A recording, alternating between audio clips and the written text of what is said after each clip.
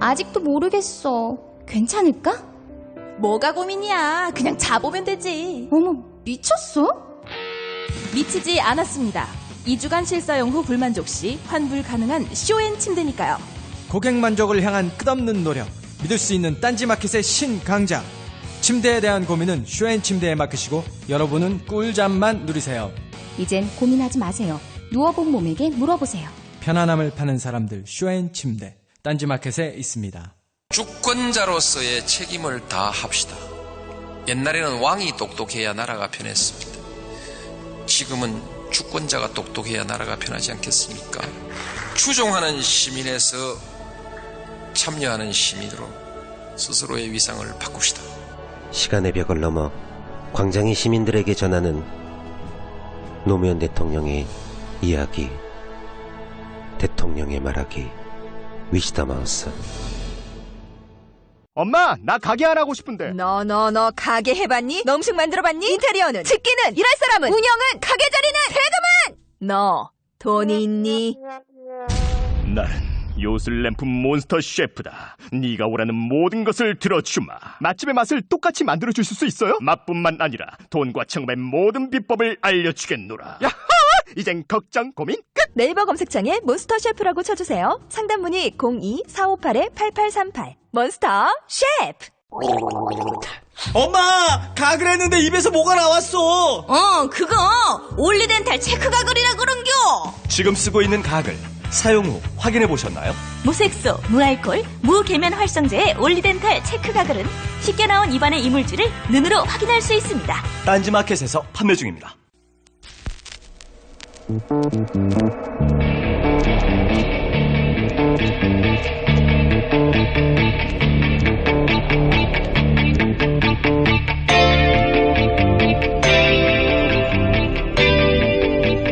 관심사가 진실이라는 거죠, 관심사. 그렇습니다. 10시 37분에 그러면 해경상황실장이 위기관리실에 있다는 건 거짓말이네요. 그건 잘못 보고했을 수가 있습니다. 저희가 제 출입 기록을, 청사 출입 기록을 그걸 확인해보면 제가 지금까지 계속 제출을 했었고요. 지나는 그 한라인에서 해경청장 옆에 없는데, 위기관리실 회의실에 없는데 있다라고 거짓말했다는 얘기네. 전부 다 거짓말이에요, 전부 다. 안녕하세요, 김원준입니다. 방금 들으신 내용은 지난 청문회에서 박범계 의원이 한 증인을 상대로 질의하다 외친 한마디입니다.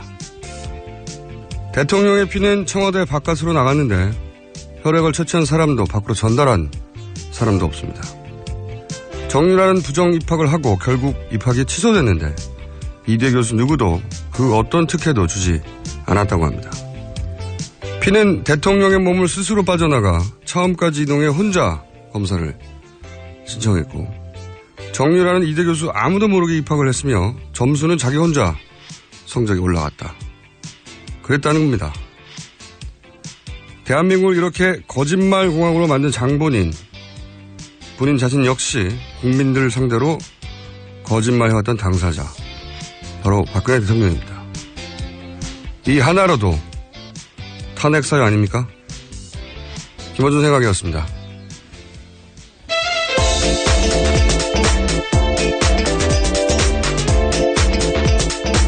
자, 오늘도 시사인의 김은지입니다. 네, 좋았어요. 네.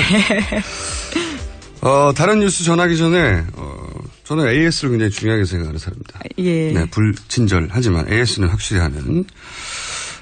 어제 이제 송영길 지금은 현재 의원이고 당시 시장. 예, 인천시장이었죠. 네, 인천시장 시절에 박근혜 대통령이 방문하는데 갑자기 사전에 경호실에서 와가지고 예. 자신의 동의를 구하지 않고 화장실에 변기를 뜯어가 버렸고. 뭐 이야기를 했기 때문에 당시 시장이 괜찮다라는 이야기를 했다고는 했었습니다. 물론 그렇죠. 하지만 예. 시장이 먼저 뜯으라고 한 게 아니잖아요. 그건 그렇죠. 네, 예. 뜯어가겠다고 하는데 어떡합니까? 예. 청와대 경호실에서. 그래서 결국은 뜯어가 버렸고. 예. 그러고 나서 그 화장실 나중에 다시 뜯어갔느냐. 예. 이런 얘기 하다가 후속 취재 좀 해보라고 했잖아요. 예. 어떻게 됐어요? 예, 어제 안 그래도 끝나고 좀 통화를 했었었는데요. 서영길 의원하고? 예. 변기 어떻게 됐냐고? 예, 좀 네. 구체적인 상황들을 좀 더 여쭤봤습니다. 네. 이제 그랬더니 이 당시가 2013년이었고 네. 이 청와대 경호실에서 이 화장실을 좀 변기를 뜯겠다라고 해서 본인이 며칠 동안 화장실을 사용하지도 못했다. 왜냐하면 공사를 했기 때문이다라는 이야기도 했고요. 본인 사무실에 화장실인데 본인 쓸 수가 없었다. 예, 네. 예, 공사를 좀 진행했기 때문이고 네. 게다가 변기뿐만이 아니고 바뀐 게 몇 가지가 더 있었다라는 이야기를 해줬는데요. 네. 예, 거기에 뭐 조그맣게 매트리스 같은 간이 침대가 있나 봐요. 거기에 이제 이불이 아예 바뀌었다고 하고요. 이불을? 예. 거기 누우실 생각은 없을 테고 혹시라도 앉을까봐 그랬나 보죠. 뭐 어쨌든. 예, 뭐 긴 기간을 머문 것 같지는 않습니다. 왜냐하면 송 의원 말로는 당시에 30분에서 1시간 정도 있었다고 했거든요. 예, 뭐 아무튼 매트리스에 이불도 바뀌었다고 하고요. 네. 거기다가 또 전신 거울이 새로 들어왔다라는 건데요. 예, 원래도 거기에 조그마한 거울이 있긴 있대요. 그런데 이제 아예 전신 거울이 들어왔었다. 그리고 그 모든 것들은 행사가 끝나고 경호실에서 가져가지 않았다. 뭐 이런 이야기를 했습니다. 하사품이네요. 네. 고마워야 되네. 근데 이제 어제 화장실 제보에 이어서 왜 육군에서 예. 그 제보가 있었잖아요. 방송을 말씀드린. 근데 어제 방송을 들으신 분이 또 손혜원 의원의 보좌관 김성애 보좌관 텔레그램으로 또 다른 제보를 보냈어요. 거긴 육군이군요. 우린 공군입니다. 그러면서. 짧게 말씀드리면 굉장히 구체적이에요. 제8 전투비행단 운항관제대 운항실 근무 경력자한테서 온 제보입니다. 원래 이제 귀빈이 비행단을 방문하면 항상 운항실이라는 걸 거친대요. 네. 이 운항실의 기빈실은 그래서 가장 깨끗한 곳인데 2013년 10월 30일 날 FA50 행사에 국회의원 수십 명, 뭐 참모총장, 장성, 미칠 공군, 뭐 로키드 마틴 기빈들이 잔뜩 왔대요. 대통령이 참석하는 행사인데 역시 갑자기 네. 청와대 경호실에서 딴 거 다 두고 기빈실 화장실 변기를 예. 거기서 근무했던 사람의 이야기로는 막무가내로 뜯어내라고. 아니, 깨끗한데 왜 이렇게 뜯어내라고 하냐고 해도 뜯어내라고 해서 급하게 변기를 교체했는데, 정작 대통령은 운항실 건물에 들어오지도 않았다. 네. 이런. 대통령 방문으로 뜯겨나간 죄 없는 변기의 총합을 저희가 집계해보려고 합니다. 네. 그래서 지금 우연찮게 손혜원 의원 김성애 보좌관 텔레그램으로 사례를 보고 있으니 예. 그쪽으로 사례를 보내주세요. 네. 아니, 물론 어제 그 김성애 보좌관이 폭로했던 네. 그 인천 해역방어사령부 이야기는 해군에서 공식적으로 부인하긴 했습니다. 한 번도 공사한 적이 없다. 뭐 이렇게. 예, 공군 거는 아직까지 입장이 네. 나오지 않았고요. 근데 여기 나오면 이제 예. 공군 화장실은 어떻게 될지 예. 두고 봅시다. 네. 다른 뉴스 전하기 전에 제가 간단한 단독 하나 할게요. 단독. 예. 네, 어제 밤에 제가 받은 제보인데 어제 아침부터 예. 네, 박사모 등 이제 보수단체 있지 않습니까? 예. 그쪽 분들이 우리나라에 들어있는 주요 외신 있잖아요. 외신사에 메일과 전화를 계속 돌리고 있대요. 왜냐하면 자기들 집회를 취재해야 되는데 우리나라 언론은 모두 종북이기 때문에 우리나라 언론들이 네네. 자신들 집회를 취재하지 않는다고. 예. 그래서 이제 외신들한테 전화를 해가지고 취재해달라고 그러면 왜 꼭 취재를 해야 하냐면 막 화를 내고 그러는데요. 왜 취재를 안 하냐고. 예. 복수의 외신 기자한테 받은 제보인데 예를 들면 좀 구체적으로 내일도 우리는 토요일이죠. 예, 헌법재판소 앞에서 네. 아마, 예. 하야 집회가 예정되어 있는데 예. 자기들 참석 인원이 촛불 집회도 많다. 네, 예. 우리는 100만 명 정도 나온다. 네. 그리고 JTB 태블릿 PC는 가짜다. 그게 이미 밝혀졌다. 네. 그렇지만 종북이라서 우리를 지금 외면하고 있는 거다. 우리나라 모든 언론이. 당신들이 와서 취재를 해라 하면서 카톡도 돌고 있고 예. 이메일도 뭐 헬로우 I'm an ordinary citizen 뭐 이러면서 그렇게 시작되는 메일을 뿌리고 있고 전화도 하고 있대요. 그래서 뭐 BBC, 블룸버그, 뭐 CBS 어쩌고저쩌고 후지 TV 많잖아요. 로이터, 아사히 등등등등 그런 곳에 전화번호도 이제 돌고 있고 그래서 이제 제가 연락을 받은 외신 기자들의 반응은 어떠냐고 물어봤더니 우리나라 표현으로는 왕짜증이다. 왕짜증이다. 역효과가 제대로 나오고 있다고 해요. 네. 어쨌든 모든 방송이 종북이라서 북한의 지령을 받기 때문에 자기들을 보도하지 않고 있는데 100만 명이 넘고 숨어서 100만 명이 있는 것 같아요. 어디. 굉장히 창의적인 주장을 하고 있고 외신들을 그렇게 들볶고 있다고 합니다. 네. 자, 뉴스 전해볼까요? 네, 이 한겨레 단독 보도 먼저 전해드리겠습니다. 이 황교안 대통령 권한대행이 그 법무부 장관이던 2014년에 이 해경 1, 2, 3정장에게 이 업무상 과실치사를 적용하려고 하는 검찰을 이 장기간 외압으로 수사를 막았다라는 건데요. 심지어 이 업무상 과실치사를 적용하려고 강력히 주장했던 수사라인 검찰 간부들은 전원 자천되는 결과까지 있었다라고 합니다. 이 당시 법무부와 검찰에서 근무했던 복수 관계자들의 한겨레가 보도한 겁니다. 제가 잠깐 버튼을 잘못 눌렀어요. 네. 마지막, 당시 법무부와 뭐라고요? 예. 당시 법무부와 검찰에 근무했던 복수 관계자들의 증언을 이 한겨레가 확보했다고 보도한 겁니다. 그렇군요. 저희 책임 PD 표현에 의하면 황교안 지금 권한대행은 저희가 이제 주씨 뉴스라고 있지 않습니까? 주씨 꿈나무라고 합니다. 예. 빵 터졌는데 저도. 네. 향후 계속 주시할 만한 분이에요. 네. 지금 하나 밝혀진 것은 세월호 수사를 막았다는 거죠? 예, 맞습니다. 네. 더군다나 해경 1, 2, 3정은 세월호 침몰했을 때 가장 먼저 출동해가지고 뭐 탈출하라는 방송을 했네 안 했네. 맞습니다. 예. 지금 뭐 처벌을 받긴 했습니다만은 근데 과실치사를 적용하려고 하는데도 적용하지 말라고 전원 자천시킨. 왜요? 말도 안 되는 거잖아요. 근데 그거를 황교안 총리가 현 대통령 권한 대행이 했다는 거죠. 네. 앞으로 저희가 사실상의 대통령에 준하는 활동을 하고 있는데 선출되지 않은 상태에서 하고 있잖아요. 그렇습니다. 네.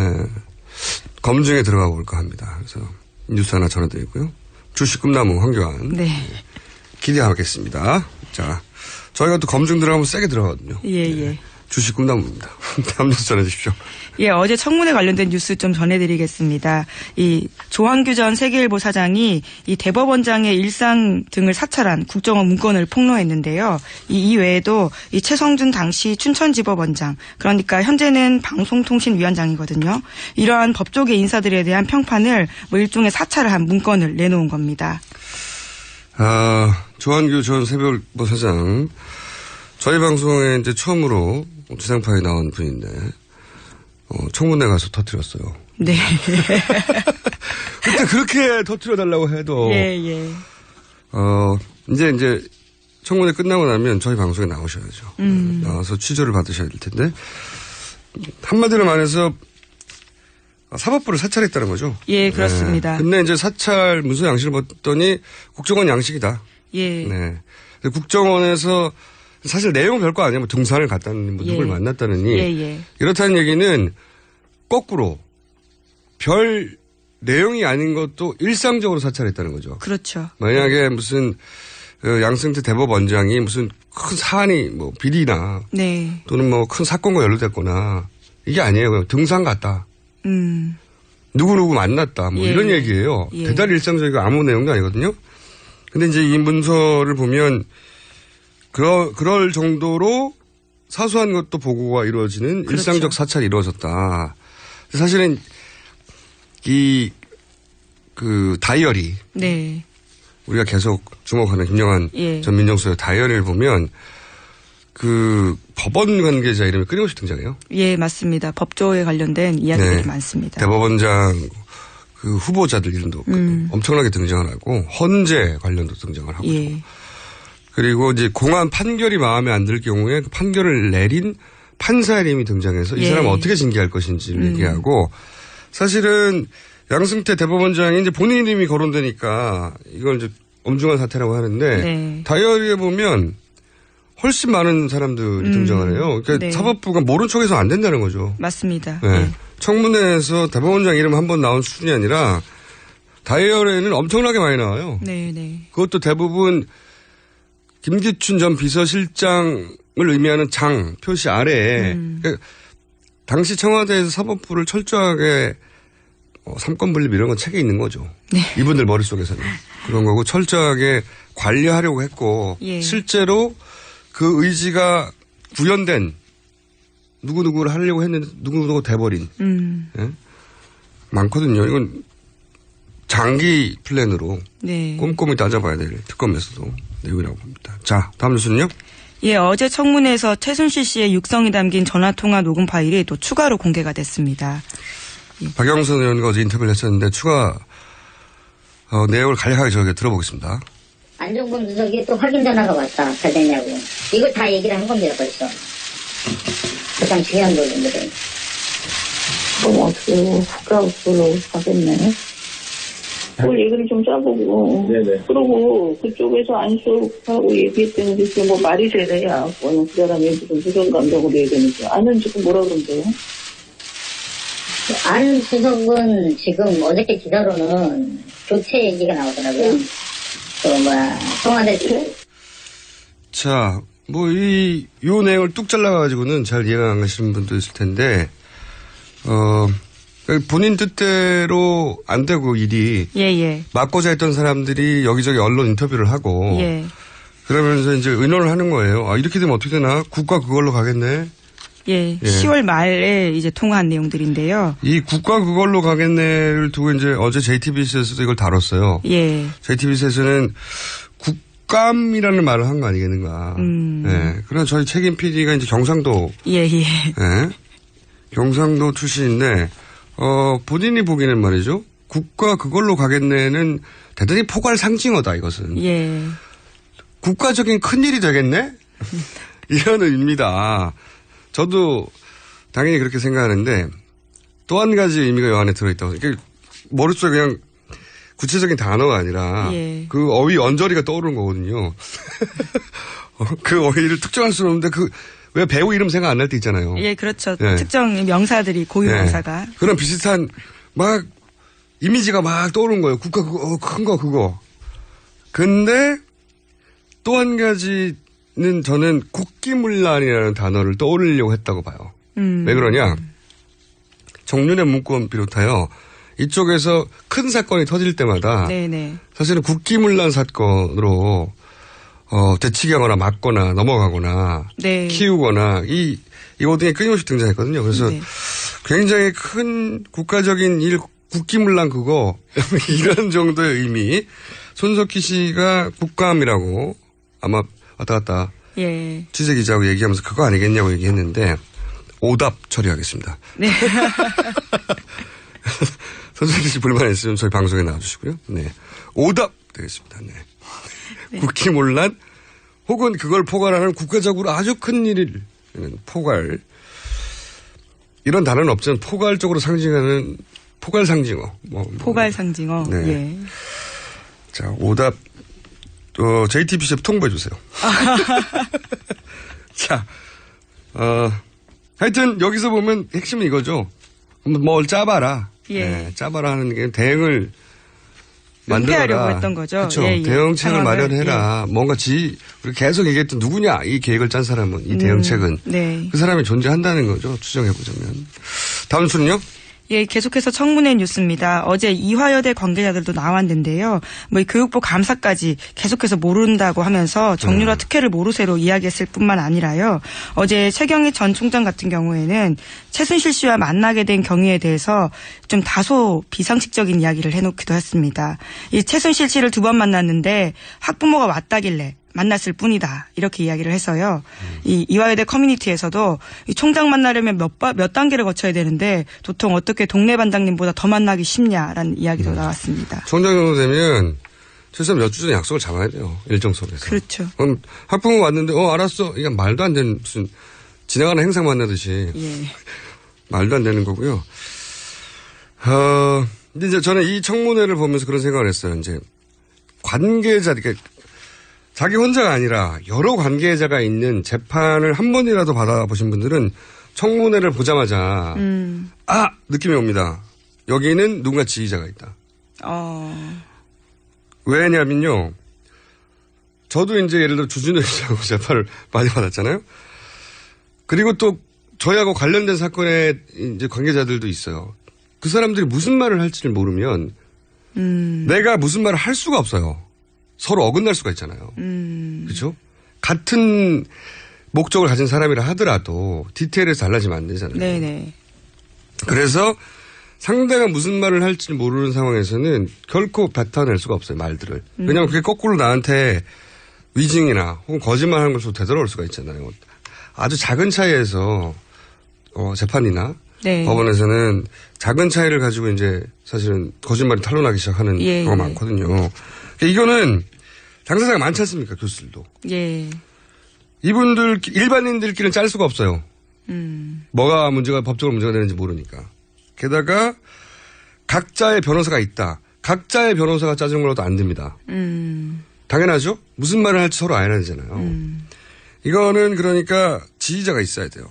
이렇게 모두가 일관되게 이거는 그런 관련 재판을 관련자가 많은 재판을 받아본 사람들은 보자마자 알겠다. 다 짰구나 같이. 그런데 일반인들이 아니라 전문가가 여기 지휘했다.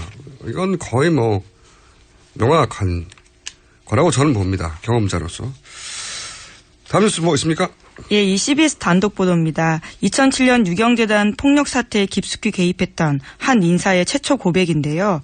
이 유경재단 폭력 사태에 여당 의원이 다수 연루됐다라는 겁니다.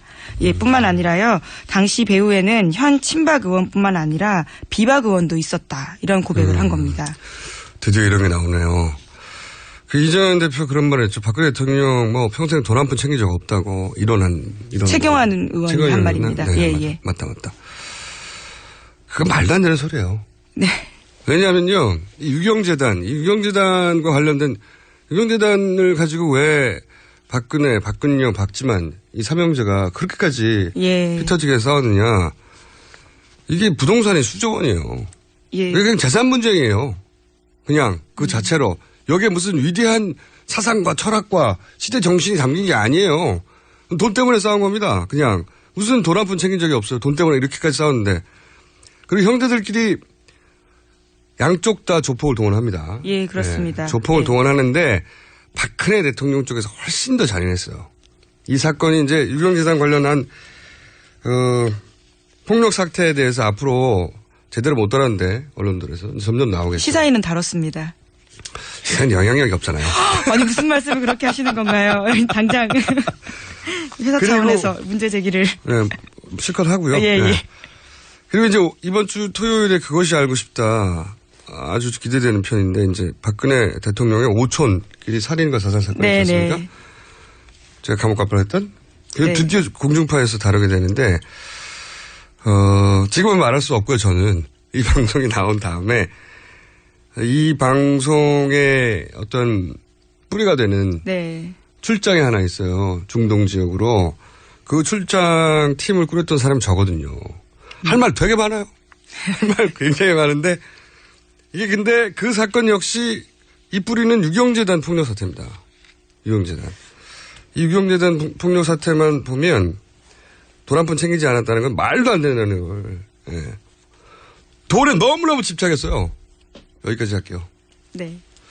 시사인? 예, 김은지였습니다. 굶고 뛰고 땀 빼고 다 해봤다. 그래봐야 소용없었다. 다이어트는 결국 먹는 게 문제다!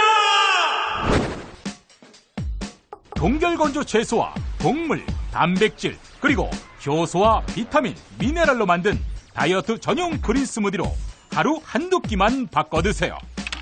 검색창에서 비타샵을 검색해주세요. 아무도 묻지도 따지지도 않고 가입하셨다고요? 보험은 너무 어려워요. 걱정 마십시오. 마이보험 체크가 도와드립니다. 1800-7917 마이보험 체크로 지금 전화주세요. 1800-7917 이미 가입한 보험이나 신규 보험도 가장 좋은 조건을 체크해서 찾아드립니다. 인터넷 한글 주소 마이보험.com 또는 카카오톡에서 아이디 검색 마이보험을 친구 추가하여 상담하실 수 있습니다.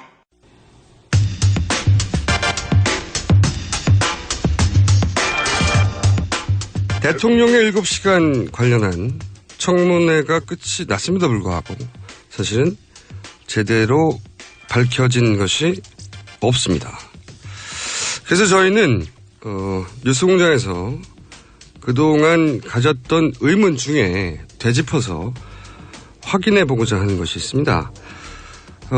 예를 들어서 11월 29일 단신이었던 간호장교 출장 기록이 없다는 뉴스. 당시 저희는 이 뉴스를 다루면서 뜬금없다. 뉴스브리핑에서. 이 뉴스는 나중에 대통령의 7시간과 관련해서 대통령의 알리바이로 사용될 가능성이 있다. 이렇게 브리핑을 했었고, 최근에 청와대 조리장의 인터뷰에 대해서는 이 인터뷰에서 주장하고 싶은 것은 결국 당일 대통령이 관저에 있었다는 말을 하고자 하는 게 아닌가 하는 의구심을 저희가 가졌던 적이 있습니다. 하지만 이런 부분들은 청와대에 직접 근무하지 않고서는 그 진을 파악하기 대단히 어려운데, 오늘 청와대 부속실 근무 경험을 가지신 분을 모시고 이 사안들을 짚어볼까 합니다. 안녕하세요. 안녕하세요. 네. 제가 간단히 두 가지 정도 얘기했는데 11월 29일 날 뉴스가 나오고 저희가 11월 30일 날 굉장히 뜬금없는 단신이었어요. 네. 청와대 간호장교 출장 기록이 없더라 하는 단신이 나오고 후속 기사도 없었어요. 네. 제가 그때 가졌던 의구심은 이렇게 뜬금없는 기사는 향후 대통령 7시간과 연결된 알리바이로 사용되지 않을까? 이런 얘기를 하고 지나갔었거든요. 혹시 이런 뉴스를 보고 일반인들은 알 수 없지만 가지셨던 의구심이 있었었는지. 제가 근무할 때는 의무실에 상근으로 근무하는 간호장교가 2명 있었고요. 지금 2명 등장하는. 네, 예. 상근이라는 거죠. 네. 예, 그렇죠. 당신은. 예, 네. 그 청와대로 출근하고 청와대에서 동일 근무하고 퇴근하고 하는 거죠. 그래서 그러니까 필요해서 출장 가는 게 아니라. 네. 그러니까 아예 출장할 필요가. 아까 그분들의 구체적인 소속이 어디였는지는 모르겠어요. 네. 그러니까 그 당시에는 국군 지구병원이라고. 네. 거기 소속이었는지는 모르겠어요. 그분들은 군인이니까. 네. 근데 어쨌든 근무는 청와대에서 했어요. 의무실이 있는 공간이 따로 있었고, 지금 얼마 전에 그 청문회에서 증언하신 의무실장, 네. 그런 역할을 하시는 분도 계셨고, 군의관도 있었고, 근데 어쨌든 분명한 거는 간호장교 2분은 거기서 상근으로 근무를 했었는데, 근데 출장을 온 기록이 없다라는 뉴스가 나온 걸 보고 왜 출장을 오지라는 의구심이 처음에 들었어요. 청와대에서 간호장교가 필요하다면 청와대를 베이스로 근무하는 게 당연한 거고, 그렇죠. 상식적으로도. 그리고 실제로 그랬었는데. 그 출장이라는 형식으로 온다는 게 사실 말이 안 되는 게요. 거기서 그 대통령 지근거리에 있는 사람들은 사실은 신원조회라든가 뭔가 그 출입을 위한 사전 절차가 무지무지 복잡하거든요. 상상 이상으로. 그러니까 뭐 예를 들면 거기 취업을 하기 위해서는 정말 대통령을 한 번도 볼 필요가 없는 사람들조차도 기본으로 신원조회 한 2달 하고 뭐 본적지 외가 뭐 이런 데까지 다 정보가 형사들이 찾아가고 뭐 그러니까 지금은 달라졌는지 모르겠는데 그 당시에는 그 선발 절차 자체가 그렇게 엄격했고. 엄격했어요. 당연히 뭐 그 엄격함은 유지됐겠죠. 네네. 예. 근데 간호장교가 그러면은 한 사람이 계속 들어오면 그 사람을 굳이 왜 왔다 갔다 할 필요가 없는 거고, 한 사람을 안정해놓고 하기에는 너무 리스크가 많은 거죠. 누가 들어오든 상관없는 자리는 아니니까. 그렇죠. 그러면 매번 새로운 신원조회를 그렇죠. 2달에 걸쳐서 해야 하는데. 그렇죠. 그래서 의구심이 들었다, 이 뉴스. 네. 두 번째로 최근에 조리장. 네. 사실은 대통령을 직접 만나는 사람입니다, 이분은. 그렇죠. 가까이서. 왜냐하면 매일 식사를 제공하는 분이니까. 근데. 그리고 위해를 가하려고 마음만 먹으면. 그렇겠네요. 엄청난 위해를 가할 수 있기 때문에 굉장히 중요한 분이죠. 이분은 아마 뭐 훨씬 더 엄격한 심사를 거쳐서 들어가셨을 그렇겠네요. 거예요. 예, 예. 매일 먹는 제가 거니까. 보기에는. 예. 자, 그런데 이제 이분이 일종의 양심선언처럼 양심선언일 수 있습니다, 물론. 네. 예를 들어서 주말에 문고리 3인방과 최준실 씨가 항상 회합을 했고, 그리고 뭐 오면 어떤 음식들을 먹었고 또는 뭐를 싸가지고 갔고 뭐 김밥, 스키야키 등장하고 이런 사소한 것까지 여러 가지 얘기를 풀어놓으셨어요. 근데 이제 제가 이 뉴스가 처음 나올 때 주목했던 부분은 의구심을 가지고 왔던 부분은 이런 뉴스들이 만약에 2달 전에 나왔다면 혹은 1달 전에 나왔다면 이건 대단한 결심을 한 제보일 텐데 지금 이 시국에 그렇게 결정적인 제보는 아니거든요. 네? 그리고 하필이면 왜 청문회 7시간을 다룰 청문회 직전에 이분이 이런 발언을 했을까. 이제 사실은 이분은 순수한 뜻을 했는데 제가 워낙 의심이 많아서 그렇게 생각했을 수도 있어요. 하지만 쭉 그 제보 내용을 보다가 눈에 걸린 것은 12시에 밥을 넣었는데 공기가 비어서 나왔으니 당연히 식사를 하셨을 것이고 그 이야기는 당시에 관저에 있었다라고 연결되는 진술이어서 이 얘기를 하러 나갔구나. 그러니까 사람들은 관저에 없다고 생각하는데 관저에 계셨어 하는 말을 하려고. 또 비슷한 느낌이 그죠? 있었어요. 예. 혹은 거꾸로 관저에 진짜로 없었는데 있었다고 알리바이를 제공해야 될 필요가 있었구나. 둘 중에 하나라고 생각했단 말이죠. 그러면서 이 제보 혹은 진술의 핵심은 12시에 밥 먹었다는 거다라고 제가 이제 브리핑에서 짧게 짚고 넘어갔는데 제가 의심이 많아서 그럴 수 있지만 찜찜했어요. 항상. 근데 이제 뭐 저는 청와대 조리장이 어느 정도의 보안 속에 있었는지 뭐 어떤 절차를 거쳐서 선정이 되는 건지 그분이 지켜야 하는 뭐 어떤 약속이 뭐였는지 혹은 어느 정도 결심인지 이제 감을 잡을 수가 없단 말이죠. 이 뉴스를 보고는 어떻게 생각하셨어요? 처음에 기사를 봤었는데요. 이분이 양심선언을 하셨나 보다라고 처음에는 생각했었어요. 근데 제가 끝까지 다 보지는 못했는데 TV 인터뷰를 하셨죠. 나오는 걸 보면서는 저렇게 얼굴을 다 내놓고 인터뷰까지? 라는 게 좀 의아했어요. 왜 어떻게 의아했어요? 청와대 같은 데 근무하는 사람들은 뭐라 그럴까 조심하거나 자기 검열을 하거나 이런 게 체화되거든요. 왜 무슨 뭘 씁니까? 예를 들면 보안 서약을 일단 기본적으로 하고요. 근데 그 보안 서약의 내용이 그러니까 일단 쓰는 거는 기본적으로 저는 썼었어요 그 당시에. 지금 뭐 쓰는지 안 쓰는지 모르겠으나 당연히 쓸 거라고 생각을 하고요. 그런 중요한 포스트에 있는 사람들은 사실은 옛날에는 뭐 도청한다, 미행한다, 뭐 이런 것도 있었거든요. 훈련을 철저하게 받고 계속. 그럼에도 불구하고 대통령이랑 지근거리에 있는 사람들은 더더욱. 사실은 마음 먹으면 위해를 가한다거나 이렇게 뭐 이용당할 수도 있는 거잖아요. 그렇죠. 뭐 위협을 당해서. 그렇죠. 예를 들어서 조리장 같은 경우에 뭐 그렇죠. 음식에 뭔가 무슨 짓을 한다든가 이거를 할 수 있는 위치잖아요. 그렇죠. 영화에 보면 예를 들어서 조리장 가족을 위협해서 조리장에게 무슨 약을 타게 만들어서. 그분이 뭐 나쁜 뜻은 아니지만 어쩔 수 없게 그렇게 몰아가는 상황에 노출될 가능성은 있는 거잖아요. 그래서 훨씬 더 엄격하게. 훨씬 더 엄격하게 아마 뭐 저보다 훨씬 그분이 타이트하게 관리를 받으셨을 거라고 생각하고요. 보안서약도 물론이거니와 일반 보안서약은 뭐 청와대에서 취득한 정보를 외부에 발설할 경우에 또 어떠한 법적 처벌이 있고 이런 수준인데 사실 그렇게 2달씩 신원조회하고 뭐 나를 미행하는 사람이 있고 도청도 당할 수 있고 이런 교육을 계속 받고 그러면 뭔가 내가 뭔가를 행동할 때 이게 문제가 될까 안 될까를 사실 조심하게 되거든요. 항상 조심하게 되고. 그래서 그렇게 대부분 훈련되게 돼 있는데. 그렇죠. 그러니까 근데 그분이 얼굴을 내놓고 전 국민이 볼 수 있는 방송에 어떤 불이익을 두려워하지 않은 채 이야기를 하는 게 일단 처음에는 저분이 어떻게 저럴 수 있지라는 게 너무 이상했고요. 청와대 근무자들. 아무리 용감해도 저렇게까지 그리고 그분은 더군다나 현직 대통령을 모셨던 분이잖아요. 직접. 그러니까 그분의 성향이나 뭐 내지는 김기춘 실장의 우리가 두려워하는 부분 이런 거에 대한 근본적인 두려움이 있었을 것 같은데 어떻게 저럴 수 있지?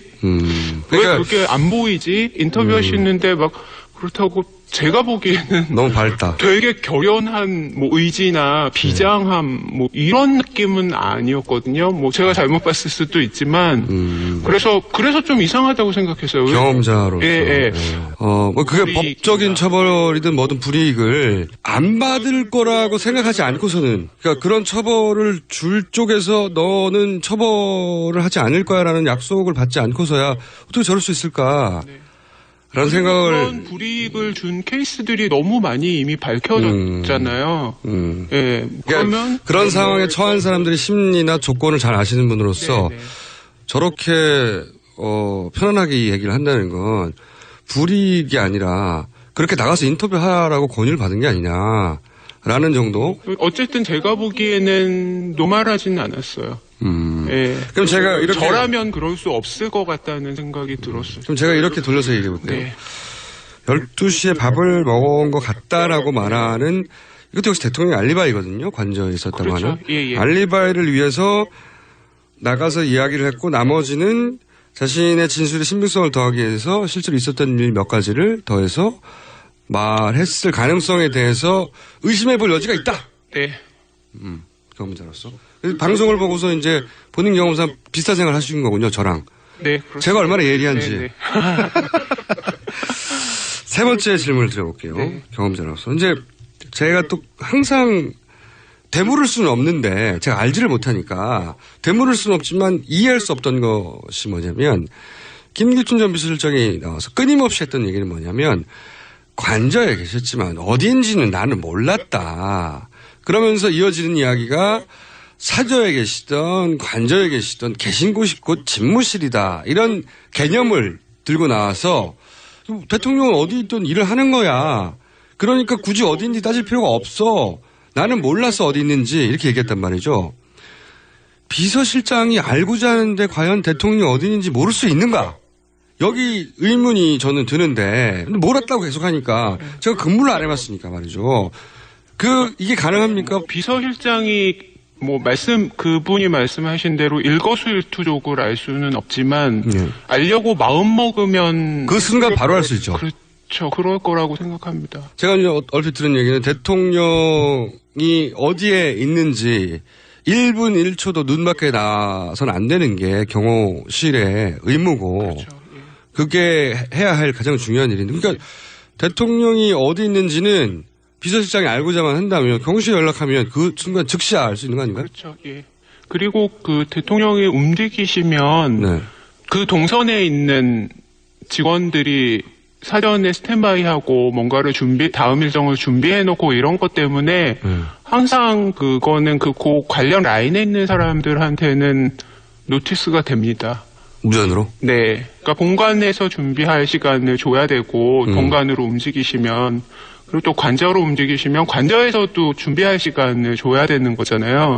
그러니까 물론 항상 조심하고 있기는 하겠지만 지금 이제 5분 후에 도착하시면 도착하시자마자 뭔가를 해야 되는 또 그 다음 과정들이 있을 거잖아요. 예를 들면 식사를 하셔야 되면 식사 준비를 해야 될 거고 집무실로 오시면 그 다음에 보고할 분이 계시면 올라오시라고 연락을 한다든지 이런 준비들이 필요하겠죠. 서류를 준비한다든지 그러면 그 라인에 있는 사람들이 대통령의 동선을 알고 있어야 되잖아요. 그렇죠. 예. 그래야지 그렇다고 오셨는데 기다리세요 그러고 할 수는 없으니까 딱 그 움직임에 맞춰서 모든 거를 스탠바이 하고 있는 거거든요. 거기 인원들은 모두가 다. 근데 그거를 모르면은 준비를 할 수가 없으니까 항상 일정한 인원은 항상 알고 있고 경호실은 항상 100% 알고 있고 100% 알고 있을 거고 24시간 알아야 되고 그 그렇죠. 사람들은. 예. 그래서 저는 이런 얘기가 듣고 싶었어요. 비서실장이 본인이 모른다고 그랬잖아요. 모르실 수 있을 것 같아요. 처음에는. 그러니까 제 말은 어떤 사태가 발생한 직후에 그 상황에서 모를 수 있어요. 하지만 어디 계셔? 라고 그렇죠. 전화 한 통화로 바로 알 수 있는데 그 7시간 내내 당일 몰랐다고 말하는 건 경호실에 전화해서 만약에 경호실이 모르겠는데 해버리면 경호실은 사라져야 되는 거 아니에요? 아예. 이제는 아마 과거에는 경호실장, 비서실장이 동급이었던 거의. 적이 있는데 지금은 아닐 거예요. 아마 네. 경호실이 위상이 좀 많이 떨어져서 비서실장이 더 높으실 거예요. 거겠죠, 당연히. 예. 그러니까 비서실장이 하다못해 경호실장한테 묻더라도 전화 한 통이면 경호실장 입장에서는 상관의 개념이 되는 거거든요. 그러니까 물론 뭐 별도의 조직이 있기는 하지만 그러면 그거를 더군다나 그게 평상시의 상황이 아니잖아요. 네. 비상시니까 어디 계신지 그 상황에서 묻는데 경호실에서 이야기를 안 한다는 거는 있을 수 없는 일이죠. 모른다는 불가능한 얘기고 아예 말할 수 없다도 있을 수 없는 일이고. 네, 저는 그렇게 생각합니다. 저도 이 얘기를 듣고 싶었어요. 왜 이 얘기를 아무도 안 하나 몰라. 대통령의 경호는 24시간 이루어지는 것이고 단 한 통의 전화로도 비서실장은 그 즉시 위치를 파악할 수 있는데 본인은 그 7시간 내내 몰랐다라고 지금도 주장하고 있고 그게 왜 틀린 주장인지 일반인들은 알 수가 없거든요. 근데 그거 보자마자 거짓말인 줄 아시겠네요. 알려고 하면 알 수 있는데 그 즉시. 알려고 안 했나? 그걸로밖에 설명이 안 되는. 예. 대통령이 어디 계신지 격렬하게 몰라야지. 그런 상태가 아니면 말이 안 되는 거죠. 근데 당신은 대통령이 어디인지 즉시 알아서 즉시 조처를 취해야 되는 상황이니까 당연히 어디인지 물어봤겠죠. 그리고 관저에 계셨다고 자꾸 그러는데 네.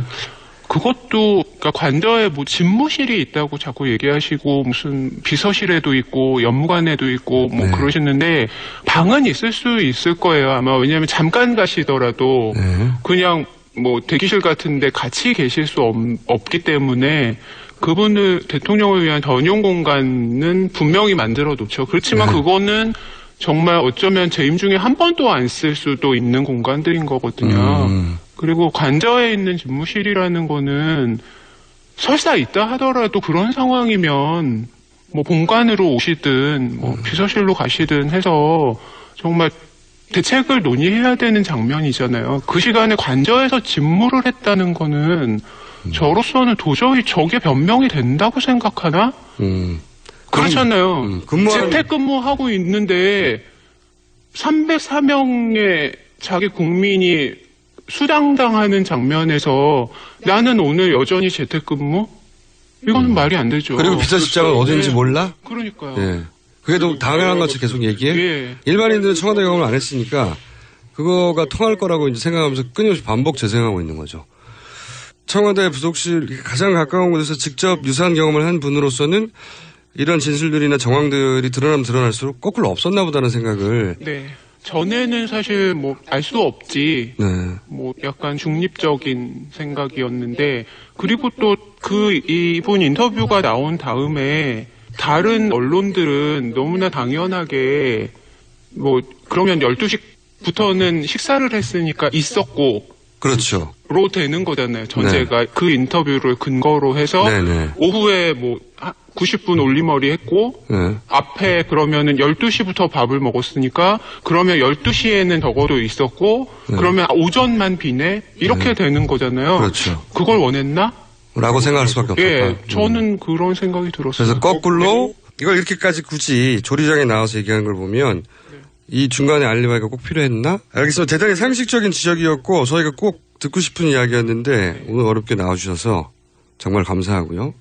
그런데 그 이야기를 듣고 그리고 보안 서약을 써서 가까운 지인한테도 하지 않는 과거 경험 그렇게 조심스러워 하셨는데 왜 굳이 방송에까지 나와서 이 대목을 짚어주셔야 되겠다고 생각하셨는지. 너무 미안해서요. 세월호 아이들 부모님들한테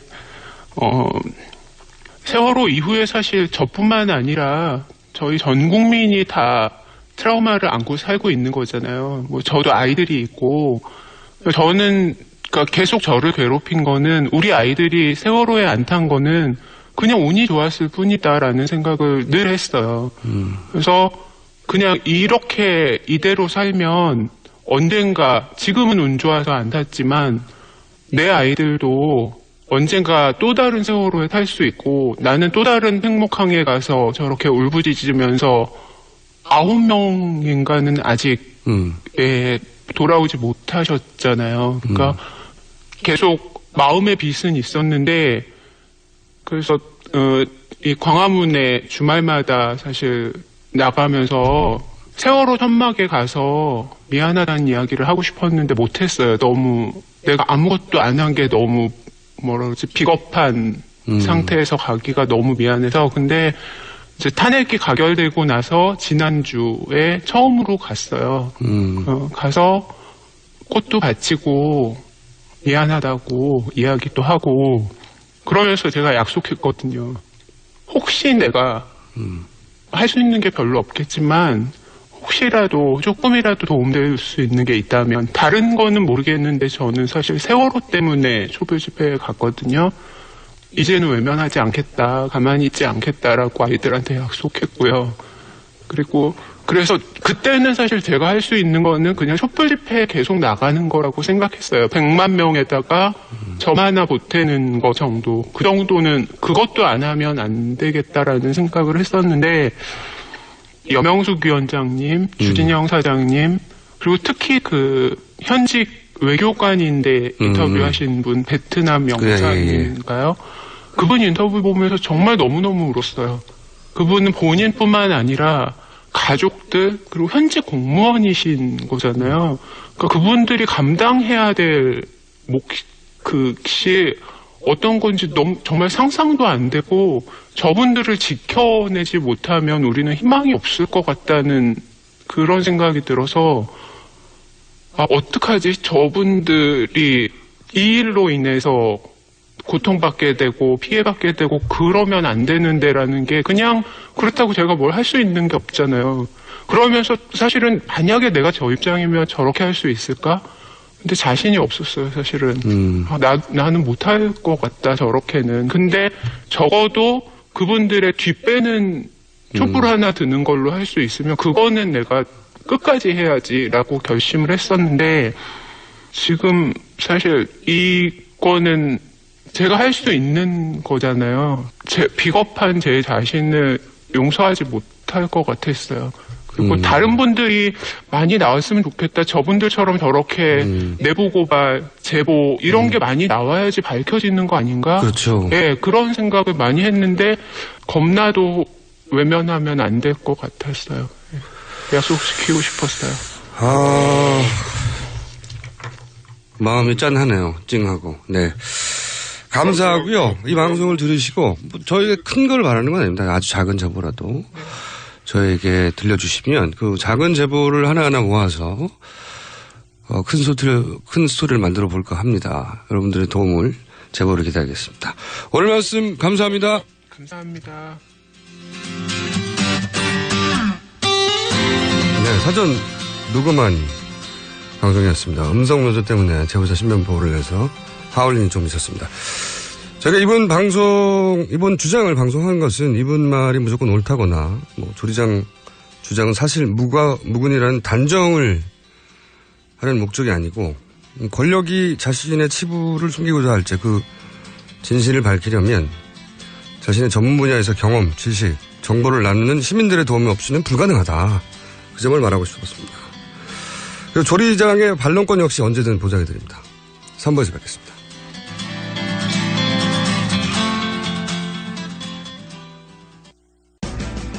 우리 동네에서 일어나고 있는 다양한 소식들을 전하고 모두가 마을을 활용할 수 있도록 도와드리겠습니다.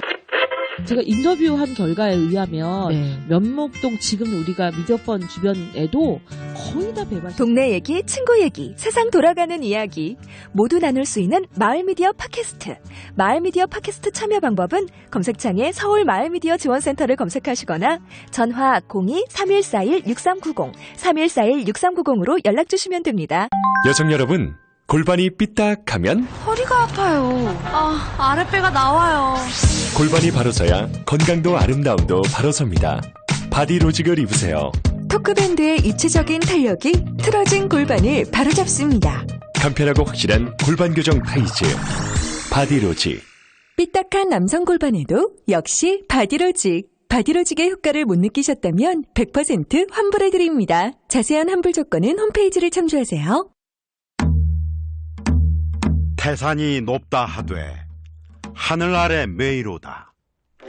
오르고 또 오르면 못 오를 리 없건만은 사람이 제 안이 오르고 뇌만 높다 하나니. 영어가 어려운들 하늘 아래 말이로다. 백일 좀 삼 듣고도 들으면 안 들으리 없건만은 사람이 제 안이 듣고 영어 탐만 하나니. 한국 최고의 외국어 라디오 방송 TBS EFM 101.3 Korea's #1 foreign language station, TBS EFM 101.3.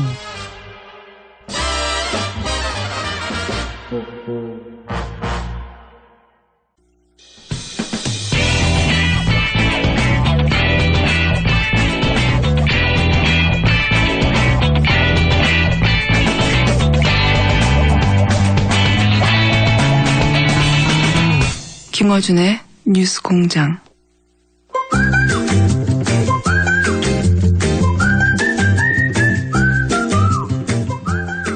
네. 칼 폴라나니. 외워지잖아요. 외워지잖아. 사람이 이름을 이렇게 지었어요. 칼 폴라나니.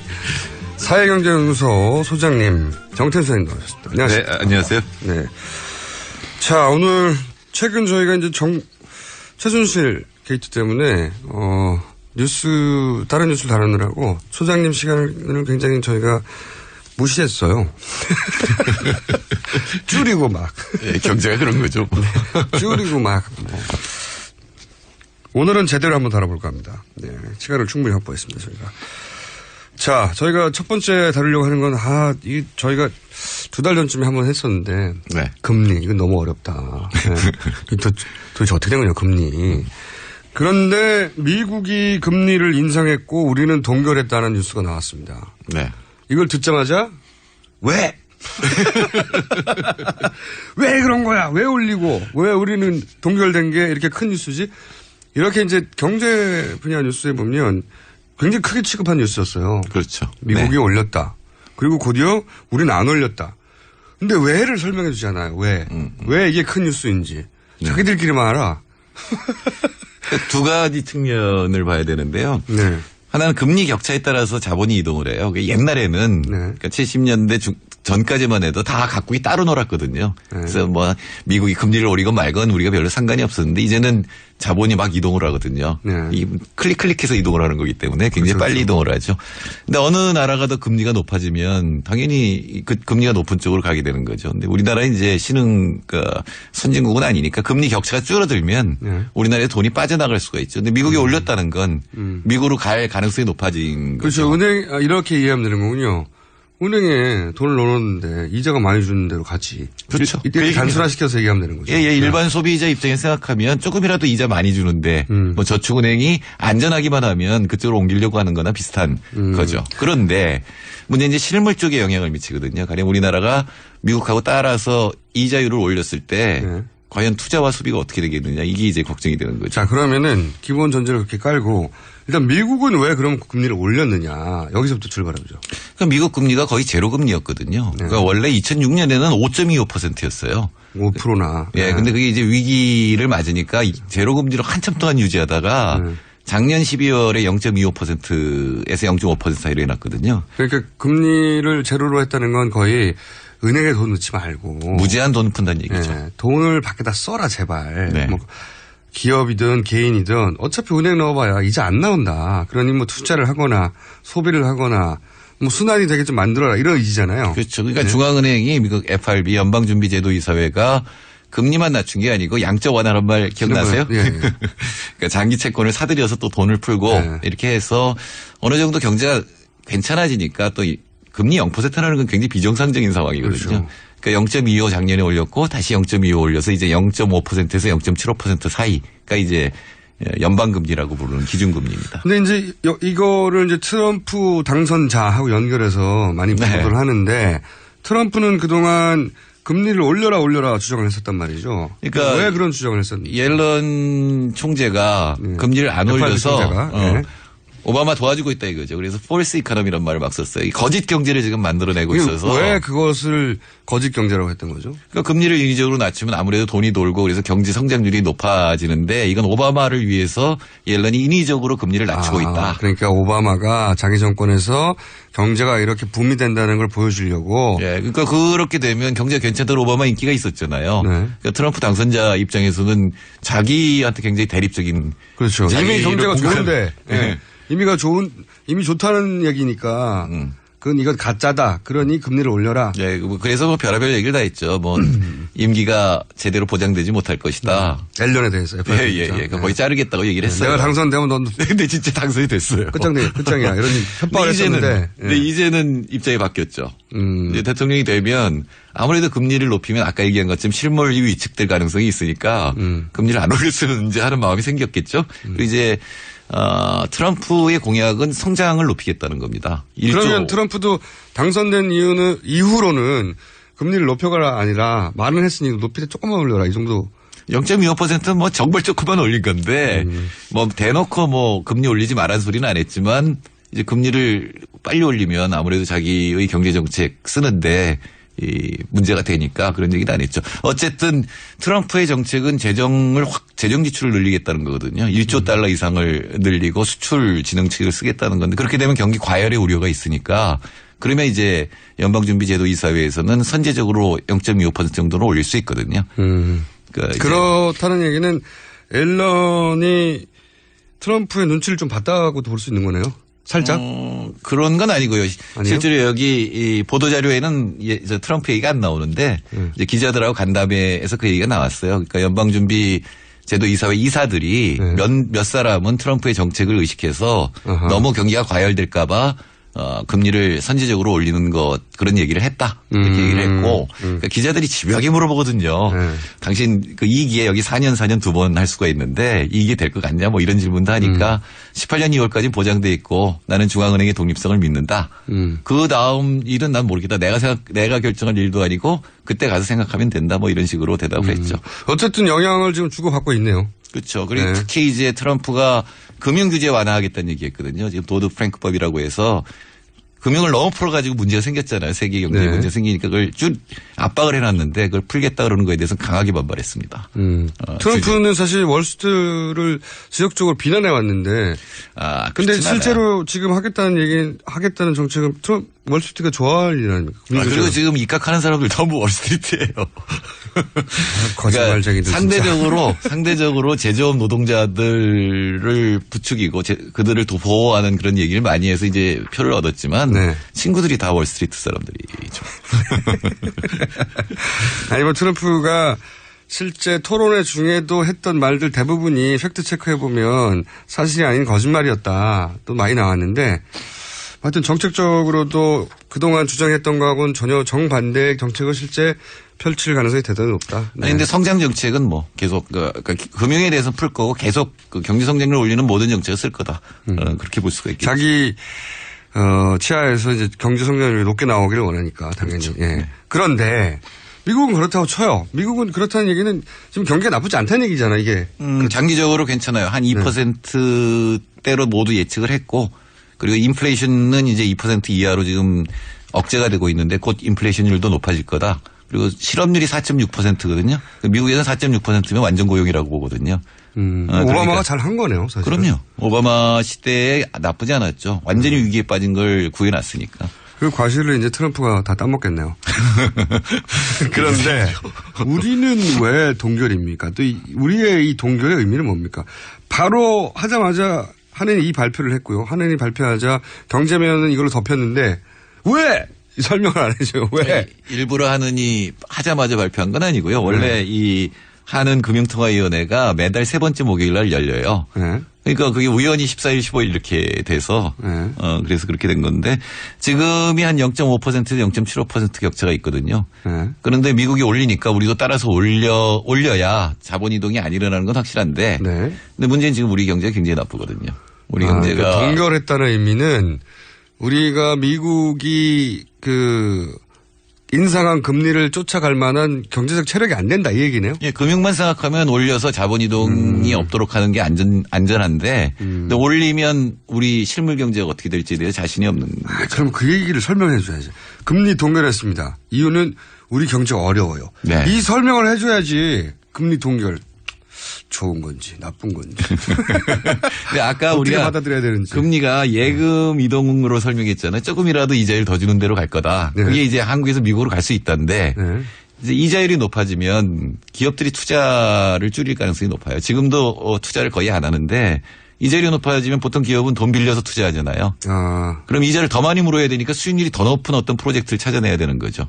그리고 애초에 은행에 있는 거라면 더더군다나 안 꺼내고 이자가 그렇죠. 높아지니까. 그러니까 금융권에서 돈이 돌게 되기 때문에 이자율을 높이게 되면 보통 투자가 줄어든다라고 하는 게 경제학에서 기본적으로 생각하는 겁니다. 생각해보니까 당연하네요. 소비도 줄어요. 우리나라 같은 경우는. 빌리기도 어렵고 기왕에 들어가 있는 돈은 그냥 쟁여두고 이렇게 된다는 거죠. 그리고 또 하나 우리나라의 지금 가장 큰 문제는 부채가 1,300조잖아요. 국가부채가. 예. 아니, 국가부채가 아니라 우리 가계부채가. 아, 그래요? 예, 가계부채가 1,300조예요. 너무 단위가 큰 거 아닙니까? 근데 보통 이제 기준금리를 0.25% 올리면 대출금리가 1% 이상 올라가거든요. 아하. 그러니까 0.25%라는 건 뭐냐면은 은행이 한은에다가 돈을 맡겨놓는 게 있어요. 지불준비금이라고. 네. 그럼 거기에 대해서 한은이 이자를 주는 게 0.25%가 우리나라 1.25%죠. 지불준비금이라는 건 은행이 니네가 언제든지 망하지 않으려면 어느 정도 놔둬라 이런 거죠. 담보처럼 넣어놔라 이런 금액인데. 그럼 이제 그러니까 1.25%지만 은행도 먹고 살아야 되니까 마진 붙일 거 아니에요. 그럼 1.5 그래서 자꾸 이게 제2금융권 가면 5, 7, 10 막 이렇게 올라가는 거잖아요. 두 가지 의미가 있네요. 하나는 금리를 여기서 따라 올려서 돈이 빠져나가지 않게 하고 싶어도 그러기에는 우리 경제 체력이 너무 나쁘다 하는 의미가 하나 있고. 네, 투자가 안 되는 게 있고 또 하나는 가계부채 때문에 원리금 상환 부담이 굉장히 늘어나잖아요. 가계부채라는 건 대부분 은행권 대출인데. 그렇죠? 1,300조에 1%면은 13조거든요. 그러니까 13조 원의 원리금 상환, 그러니까 이자 부담이 늘어나게 되면은. 일반인들에게. 그만큼 돈을 안 쓰게 되겠죠. 돈도 안 쓸 뿐만 아니라 파산이 일어날 수도 있고 잘못하면 이제 부동산을 팔기 시작할 거 아니에요. 이것 때문에 내가 힘들다. 그러면 부동산 가격이 폭락하게 되면 금융위기가 올 수가 있으니까 뭐 0.25% 받고 그런 일은 벌어지지 않겠지만 여하튼 금리 인상이 굉장히 우리나라 입장에서는 지금 어려운 거죠. 저하되는 거죠. 금리 동결이라는 게 그런 의미가 있군요. 우리 경제가 어렵다. 그리고 가계부채가 너무 높다. 그래서 금리를 조금만 움직여도 경제 전체 균형이 무너질 수 있는 상황까지 와 있다 지금. 예, 지금 상당히 위험합니다. 그러니까 작년 이맘때 우리 정부가 금년 경제 성장률을 3.1%로 예측했거든요. 근데 실제로 2.6%고. 그거 대부분이 부동산 때문이었다고 하셨잖아요. 부동산이 아니라 건설 때문에. 2.6%마저도 주택 건설로 2.6%를 올려놨으니까. 사실상 성장이 없는 거지 아무것도. 예, 계속 주택을 지을 수는 없잖아요. 아무도 안 사게 되면 그다음에는 주택 가격이 폭락하면 그다음 위기거든요. 그러면 이제 부동산이 붕괴되는 순간부터 이제. 예. 그렇기 때문에 지금 금리를 올릴 수가 없는 거고. 그럼 지금 간당간당하네요 지금. 예, 그렇습니다. 전체적으로. 왜 그러면 또 수출이 지금 마이너스거든요. 그러니까 수출이 우리나라의 산업 생산을 이끌어가고 있는 건데 수출 증가율이 마이너스. 그럼 어떻게 라면 사놔야 되나요? 아니 총수라는 이름이 붙으신 분이. 저희 경제 이해 수준은 그 정도입니다. 라면 사야 되나? 순간적으로 무슨 브랜드로 살까? 이런. 블루스타 사야 되나? 동시에. 하여튼 이 거시경제 차원에서 바라봐도, 미시경제 차원에서 바라봐도 전문가들이 보기에는 상당한 정도의 경제 위기가 처해 있는 게 맞다, 우리가. 그런 얘기는 많이 해왔거든요. 네, 그러니까 너무 가계부채가 많아서 소비를 못하고 기업들은 지금 장기 투자 안 하거든요. 불확실성이 너무 크니까 설비 투자 마이너스 3.5% 금년에 이 정도 되거든요. 근데 이게 이제 이런 뉴스를 들을 때마다 연결이 되는 게 대기업들이 자기들의 어려움이 있을 때 그냥 정권하고 얘기해서 그 어려움을 법적으로나 아니면 불법으로나 혹은 비법으로나 풀어버리면 되니까 자기들은 살아남을 것 같아요. 대기업들은. 이번에 확인된 거는 우리 박근혜 최순실 게이트에서 확인된 거는 대통령이 총수를 만나면 그 다음날 규제 완화 발표를 해요. 그래서 의료 민영화에 관한 얘기를 한다든가. 기업들이 원하는 거. 예, 그다음에 노동 시장을 갖다 완화시켜야 된다든가 규제를 완화해야 된다든가 이런 발표를 한 거는 이제 재벌들이 원하는 걸 다 들어주고라도 투자를 늘리고 싶다라고 하는 그런 소원이었겠죠. 뭐 여담인데 청문회에서 이 청수 청문회 할 때 왜 전화 안 보는지 모르겠어요. 네? 제가 계열사는 없지만 네. 혼자 시작할 때부터 청수였는데. 청수였지만 최순실 씨하고 관계가 없잖아요. 그게 문제죠. 아니 근데 청수들이 많이 나왔으니까 괜히 친근하고 나도 저 자리에 가서 앉아야 될 것 같고. 거기 갔으면 말은 제일 잘했을 거예요. 아무 말이나 막혔겠죠. 금리가 그런 의미가 있군요. 그래서 중요하고 거시경제에 굉장히 중요한 영향을 미치는데 동결했다는 건 우리가 금리 인상을 따라갈 만한 체력이 안 된다. 민간 부분에서도 그러니까 뭐 산업 쪽에서도 그리고 가계 쪽에서도 체력이 안 된다는 얘기다. 근데 문제는 이번에 미국 그 FRB에서 중요한 건 0.25% 올렸다는 게 중요한 게 아니라 이 위원들이 내년에 얼마나 올릴까를 얘기를 했는데 3번 올린다 그랬거든요. 원래는 2번쯤 올릴 거다라 그랬는데 3번 올린다 그랬어요. 그리고 3번 올리면 0.25%씩 올려도 0.75% 올리는 거잖아요. 그렇게 되면 우리나라하고 금리 격차 없어져요. 그러니까 우리도 언젠가는 미국이 이런 속도로 금리를 올리면 언젠가 따라 올려야 돼요. 네, 그게 그 시간 동안 우리 경제가 상당 부분 활력을 되찾지 못하면 따라 올리지 못하죠. 그러면 이제 자본이 빠져나갈 가능성이 높아지죠. 그리고 그렇다는 얘기는 내년에는 쭉 연결해 보면은 은행 금리가 올라갈 가능성이 높고. 그렇죠. 높고 그러면 대출 이자. 네. 그러니까 가계 부채 부담이 커질 수 있다. 그러니까 미국이 내년 말까지 최소한 1.5%까지 올린다는 거거든요. 지금 0.75에서. 그렇다면 이렇게 연결할 수 있겠네요. 지금 그 담보대출, 주택담보대출 받으신 분들은 올해 조금 더 무리를 했어도 조금 더 갚아두는 게 낫다. 그렇죠. 네. 그렇게 만약에 변동금리가 1,300조 중에 한 700조 내지 800조가 돼요. 변동금리라는 건 기준금리 올라가면 올린다는 얘기거든요, 금리를. 그렇군요. 그래서 오늘 뭐 예를 들어서 원래 10만 원씩 했는데 하다부터 15만 원씩이라도 조금 무리해서 갚아두는 게 좀 낫다. 그런 전망이 가능하다고. 그리고 이제 저 같은 수준의 분들은 라면 좀 구해 드시고요. 자, 한 가지 더. 오늘 금리 얘기를 좀 길게 했는데, 유일호, 경제사령탑 아니겠습니까? 네. 이분에 대한, 지금 이제 뭐, 황교안 총리도 그렇고, 그리고, 유일호 경제사령탑에 대한 얘기도 그렇고, 지금 한꺼번에 바꿀 수도 없고, 지금 그죠? 지금 현재 수준으로라도 유지하는 게 다급하니까. 유임됐는데 적임자인가 하는 얘기들이 많아요. 그러니까 평소 같으면 그냥 관리만 하면 되면은 유일호 부총리가 해도 돼요. 관료들이 어느 정도 관리 같은 것들이 이미 익숙하게 매뉴얼이 있기 때문에. 근데 지금이 구조조정이 닥쳐 있거든요. 그러니까 해운 조선했는데 이제 뭐 철강 뭐 더 할 수가 있는데 이럴 때 사령탑 없이 구조조정이 가능할 것이냐. 이 해운 관련해서는 몇 번 다뤘지만 난리가 났잖아요, 여기가, 해운이. 그렇죠. 네. 해운 구조조정을 금융의 관점에서만 했기 때문에 해운 대란이 일어났고. 해운, 그러니까 수출 택배를 지금 망가뜨린 거 아닙니까? 네. 쉽게 말해서. 수출을 해야 되면 그 다 해외까지 택배를 해야 되는데 배 타고 보내야 되는데 그 배를 지금 그 망을 망가뜨려가지고 그 망을 망가뜨린 이유가 알고 봤더니 그 뒤에 최순실이 있더라는 말도 안 되는. 그렇다고 지금 이제 임종용 씨가 물망에 올랐는데 그거는 박근혜 대통령이 김병준, 임종용 했던 거 아니에요? 그렇죠. 근데 김병준 카드는 그냥 자동적으로 날아갔는데 왜 임종용이냐라는 얘기가 나올 수가 있고. 갑자기 김병준 총리가 생각나네요. 이분 어디 가셨나? 그리고 서별관 회의에서 바로 이런 구조조정 원칙을 어긴 사람이라고 하기 때문에. 당사자 아닙니까? 예, 당사자이기 때문에 적당하지 않다 그래서 이 유임을 했는데 그렇다고 해도 지금 구조조정이라든가 지금 경제가 나쁘니까 누군가 뭘 해야 된다는 거죠. 그러니까 이게 굉장히 어정쩡한 건데 황교안 대행이잖아요. 네. 대행인데 대통령 거의 준 대통령 행보를 하고 있어요. 네, 근데 여기저기 막 시찰하고. 예. 근데 실제로 언제 끝날지도 모르는 분이잖아요. 지금 가장 큰 문제는 뭐냐면 경제에서 가장 큰 문제는 불확실성이에요. 네. 가장 큰 불확실성을 지금 우리 경제에 주고 있는 사람은 박근혜 대통령이에요. 어떻게 될지 모르는 상황. 언제 그만둘지 모르거든요. 그러니까 제일 좋은 건 빨리 그만두는 거예요, 스스로.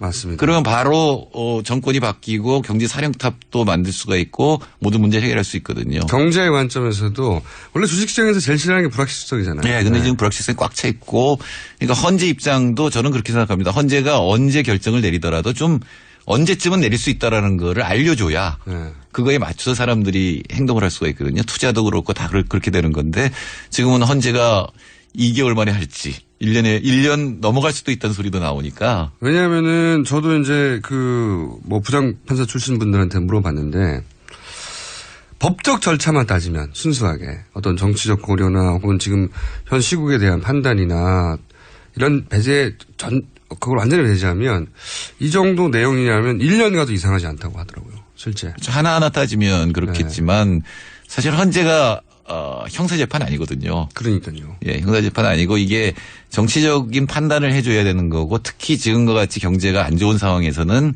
불확실성을 없애는 쪽으로 판결을 내려주시는 게 좋을 것 같다는 생각입니다. 경제 입장에서 보면 그렇다는 얘기예요. 의지를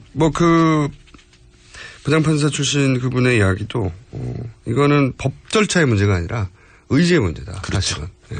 법 절차만 따지면 1년도 하고 2년도 할 수 있고 정치적 의지를 가지면 한 달이나 2달 만에도 할 수 있다. 그 사이 어딘가에서 결정이 날 텐데. 판사님들한테 한마디 부탁한다면 지금 경제가 굉장히 나쁘고 불확실성이 크니까 불확실성을 줄이는 쪽으로 좀 결심을 해 주셨으면 좋겠다라는 얘기입니다. 알겠습니다. 지금까지 됐다 어려운 칼 풀라라니 사회경제연구소의 정태인 소장님이었습니다. 감사합니다. 네, 감사합니다. 맛있어. 너무 맛있어. 와, 아삭거리는 소리 들려? 와, 진짜 맛있다. 이 김치 어디에서 샀어? 김치 어디서 샀냐면 화 뭐? 무슨 김치라고? 그러니까 어디 김치냐면 바로 뜸들이지 말고 빨리. 도대체 어디 김치야? 화통김치. 화통김치라고. 국내산 재료로 100% 자체 생산하는 화끈하게 통하는 화통김치. 얼른 검색해서 사 먹어. 알고 싶었다. 주목받는 자리에서도 고요해질 수 있는 방법을. 속도를 높이는 이유와 천천히 달려야만 볼 수 있는 것들에 대해. 누구를 웃게 해야 하는지, 무엇과 손잡아야 하는지. 지금 당신은 되고 싶었던 당신인가? 나는 그렇다. 당신의 가장 찬란한 순간. 임팔라. Chevrolet. Find new roads.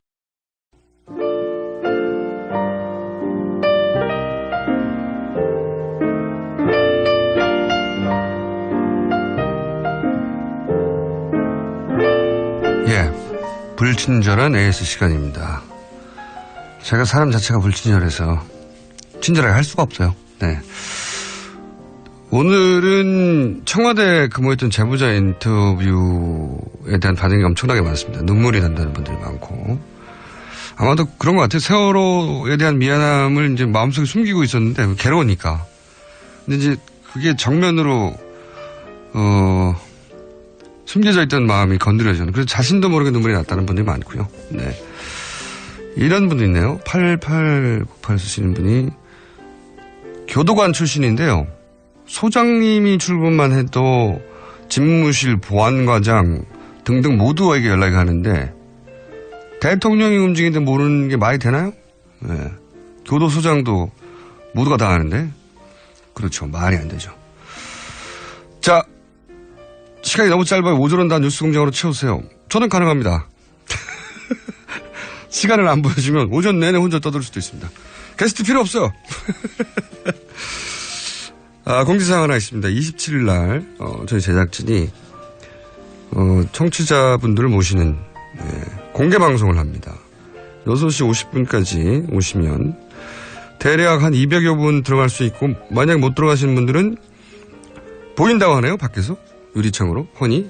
그래서 안에만 못 들어갈 분 보인다 다. 혹은 뭐 사람이 많으면 로비도 공개한다고 하고 뭐 엘리베이터 앞에도 텔레비전 보면 되지 않냐. 제 생각에는 오시면 스튜디오 바로 안에는 못 들어가도 참여하시는 건 어렵지 않을 것 같습니다. 27일 6시 50분 반차 내시고요. 네. 지방에 계신 분요? 제가 할 바입니다. 기차도 있잖아요. 새벽 기차. 비행기 있지 않습니까? 전날 타고 오시든가. 어떤 방법을 쓸지는 잘 모르겠으나 참여하신 분들은 27일 날 6시 50분까지 오시면 됩니다. 여기까지 하겠습니다.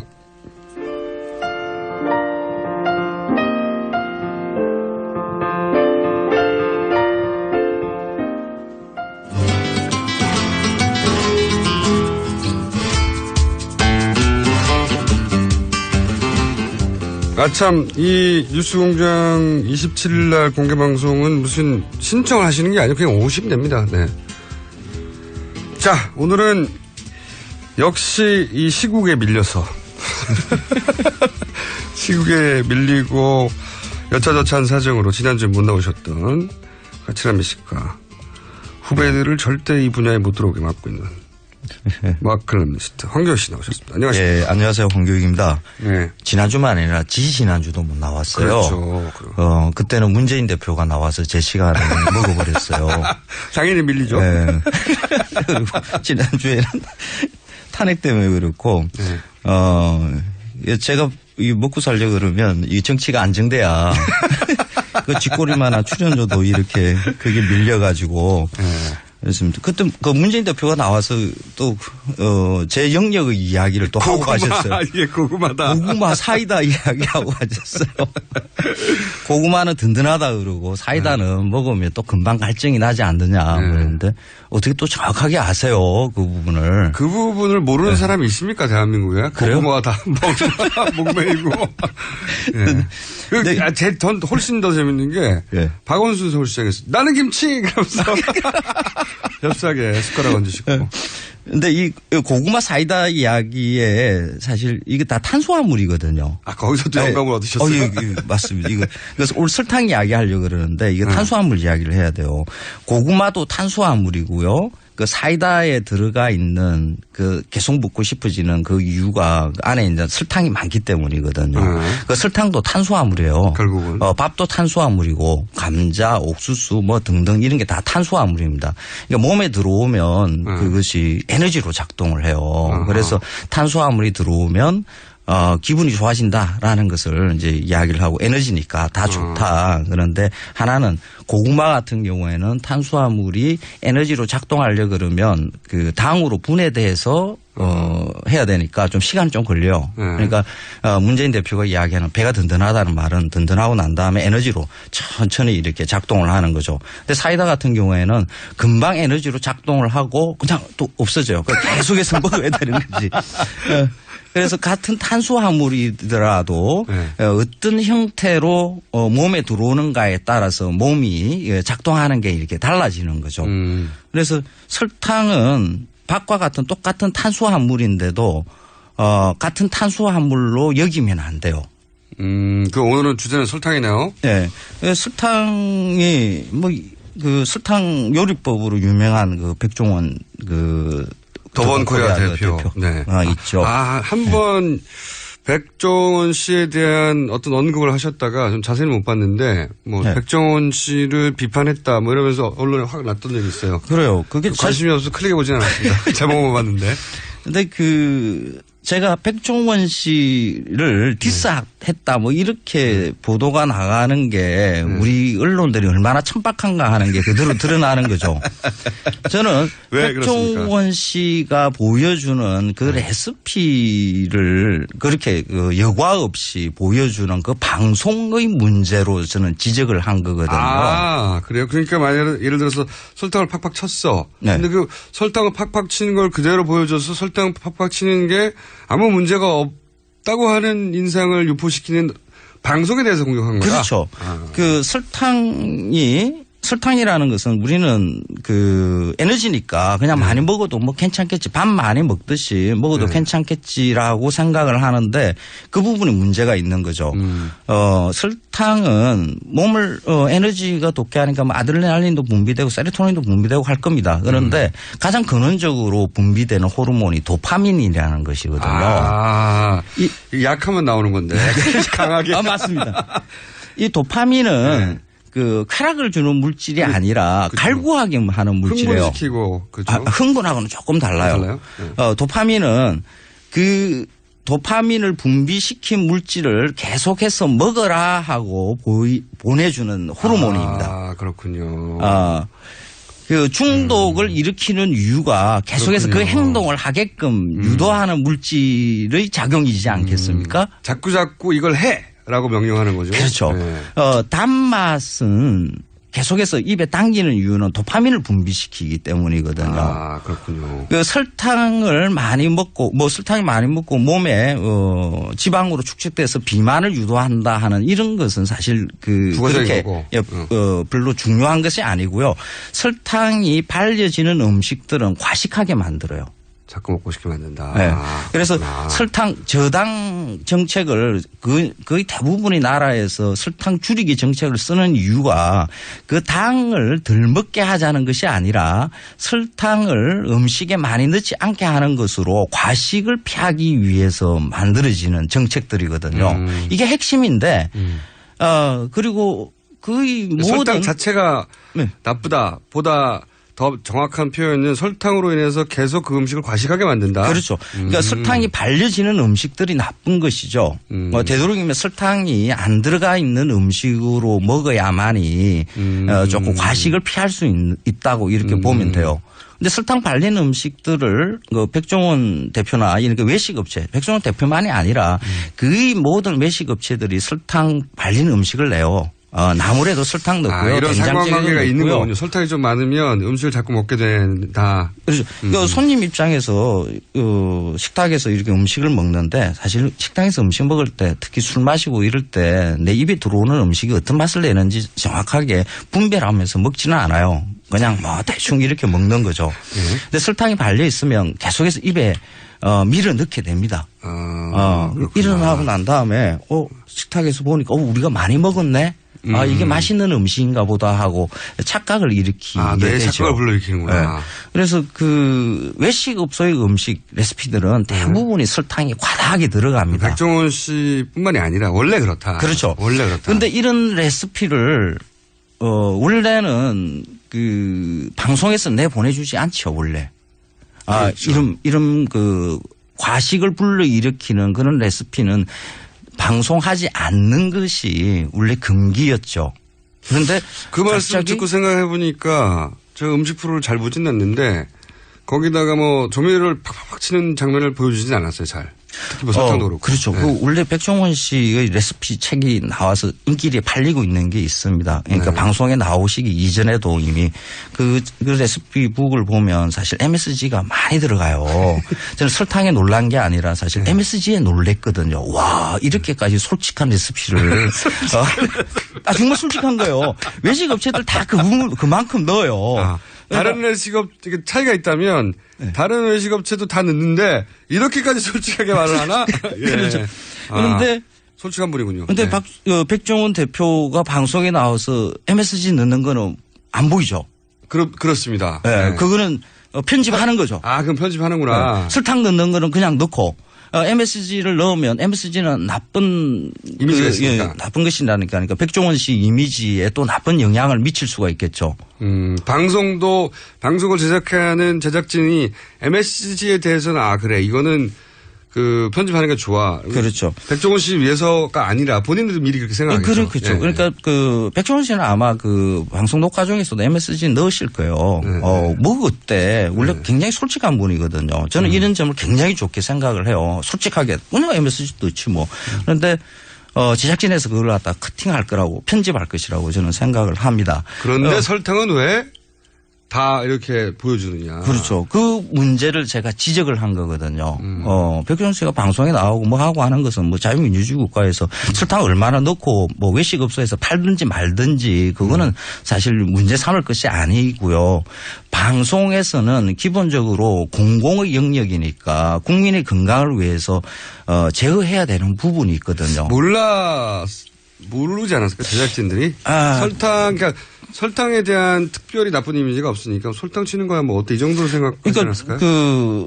음식 방송이죠. 요즘 먹방 국방이 크게 유행이지 않습니까? 그러면서 연애 오락 프로그램의 그 제작진들이 이런 걸 많이 해요. 그런데 연애 오락 프로그램이라 하더라도 음식에 대한 기본적인 공부와 전문가들의 이야기도 좀 충분히 듣고 하는 그런 방송을 만들어야 되는 거죠.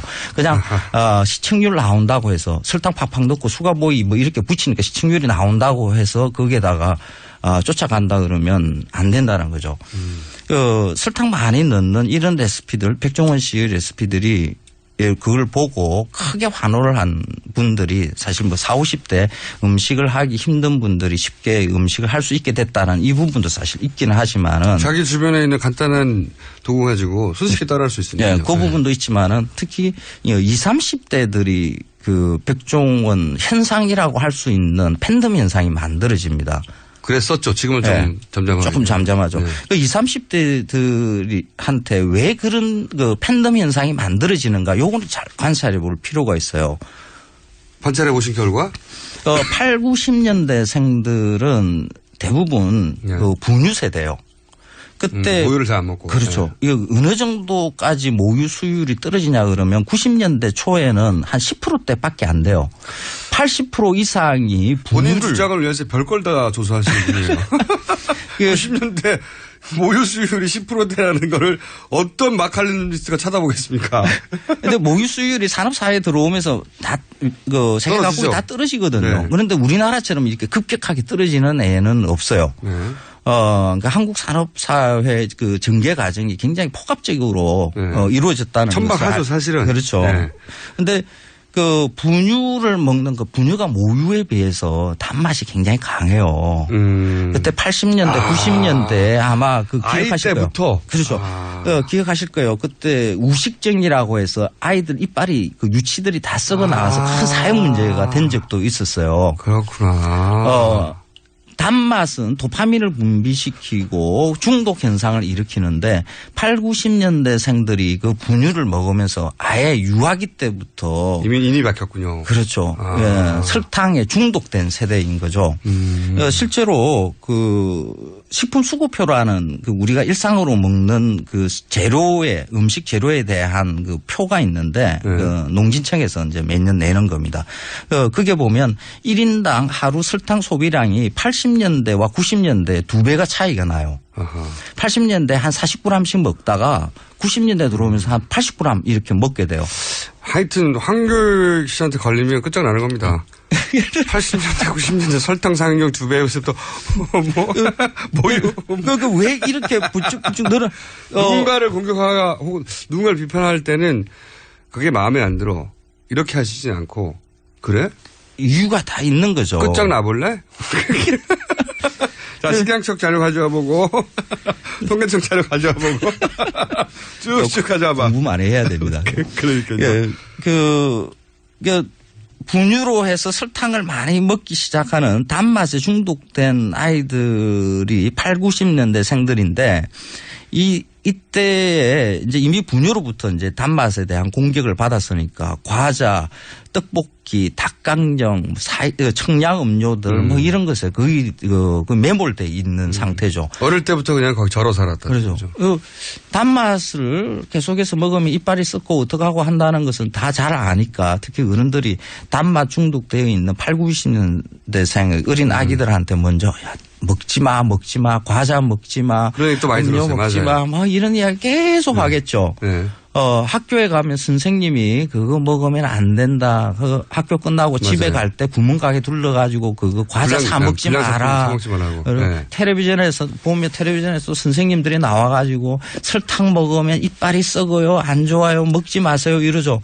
몸은 이미 도파민, 설탕 도파민에 의해서 중독이 됐어요. 막 당겨요. 그걸 안 먹으면 안 돼.